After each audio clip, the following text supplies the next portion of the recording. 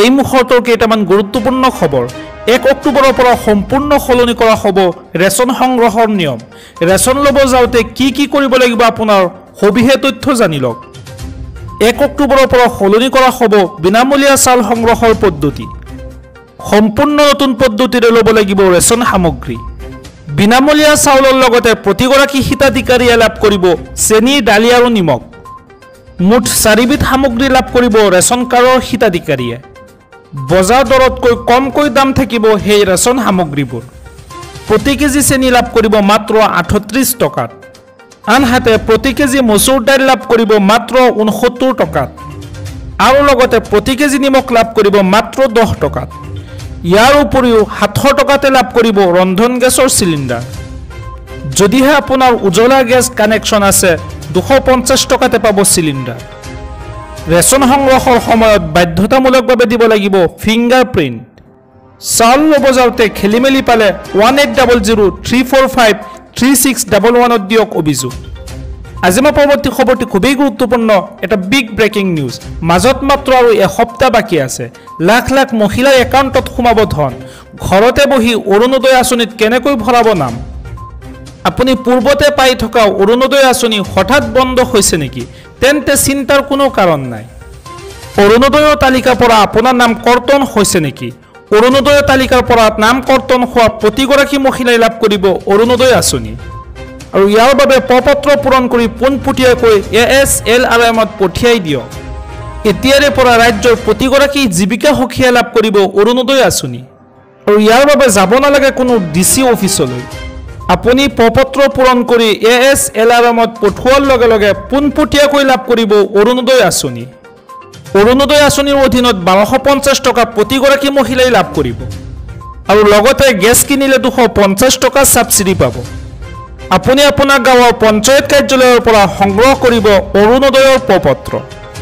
পুনৰ অসমত নতুনকৈ 35 লাখ মহিলাই লাভ কৰিব অৰুণোদয় আঁচনি অহা 17 ছেপ্টেম্বৰৰ পৰা 35 লাখ মহিলাই লাভ কৰিব অৰুণোদয় আঁচনিৰ ধন ৰাজ্যবাসীলৈ মুখ্যমন্ত্ৰী ডক্টৰ হিমন্ত বিশ্ব শৰ্মাৰ ডাঙৰ ঘোষণা শৰ্মা বৰদলৈক মই দায়িত্ব দিছো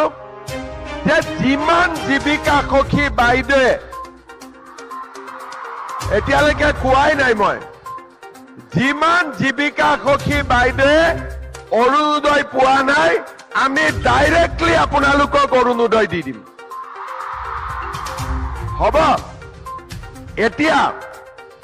1250 টকা তেতিয়া মাহত পাই থাকিব আৰু গেছ কিনিলে আৰু 250 টকা পাব আজি আহি মনটো ভাল লাগিলে না ইয়াত আহি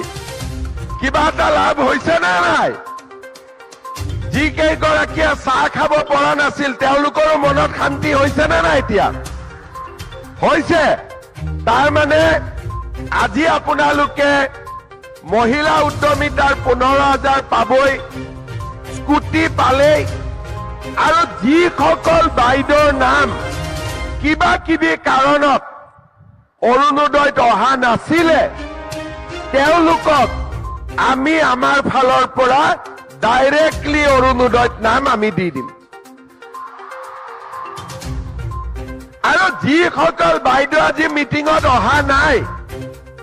তেওঁলোকেও পাব তাৰ মানে বহুত কেইগৰাকী বাইদেউ আজি ইয়াত অহা নাই আগতে স্কুটি পালে তেওঁলোককো আমি দিয়াৰ ব্যৱস্থা কৰিম 2 এদিনতে অৰুণোদয় ফৰ্ম আপোনালোকৰ ওচৰত গৈ পাব আপোনালোকে ফিল আপ কৰি আমাক ডাইৰেক্টলি পঠাই দিব ASRLMত DC তাত নগলে হ'ব আপোনালোকৰ নাম ইয়াত আমি ডাইৰেক্টলি বেংক একাউণ্ট দি ভৰাই দিম কাকো আপোনালোকে ক'ব নালাগে আজি মই পৰৱৰ্তী খবৰটি খুবেই গুৰুত্বপূৰ্ণ এটা big breaking news Facebook YouTube নিষিদ্ধ